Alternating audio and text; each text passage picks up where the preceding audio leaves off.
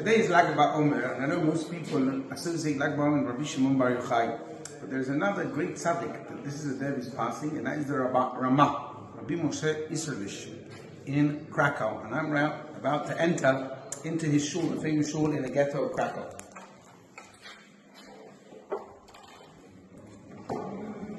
This is a stunning, beautiful shul, and what stands out is the difference between the Sephardi customs and the Ashkenazi customs. As it's very well known, the Beit Yosef was a great Sephardi Rama, wrote the Shulchan Aruch. The Rama was doing the same thing, and then when he discovered, he decided to put away his book and to just add his Ashkenazi comments on the Beit Yosef Sephardi Shulchan Aruch according to his law.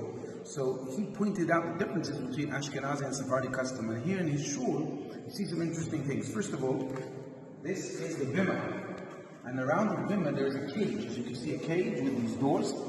And the reason is because according to some Ashkenazi opinions, when a Sefer Torah is in the room, one is not allowed to stand up, to sit down. One has to stand up. And therefore they put this cage as if it's like a barrier, so that when the Sefer Torah is being read and people want to sit down, it's okay because it's as if you're in a separate room. I'll show you another interesting thing. Over here, where the chazan stands, the floor is a bit inwards, it's lower, because Ashkenazim follow the verse which says, Mimma makim karatecha Hashem, I call out to Hashem from the depths, from the bottom, so they made a lower place for the chazan. Sephardi shuls, you actually sometimes see there's a stage, there's a bimah where the chazan goes high, so that everyone can hear him. So these are two interesting things that you notice about the shul.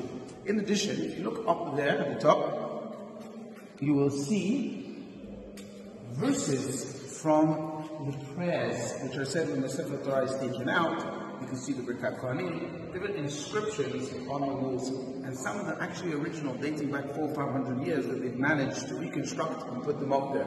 Otherwise, the rest of the shul is quite relatively new in the sense that it's been redecorated. But the structure itself, the building, is from the times of the Rama. The Rama is known to be one of the very, very famous tzaddikim, righteous sages. He wrote over 30 books. People study his teachings, his guidance, and his halachic rulings till today. We have a tradition. What is the reason that his parents merited to have such a special boy? And the story goes that his father was a merchant. He had a material shop. He sold shmatas. But he had a custom that every Erev Shabbat, before Shabbat came, long before midday, he would close the shop no matter what.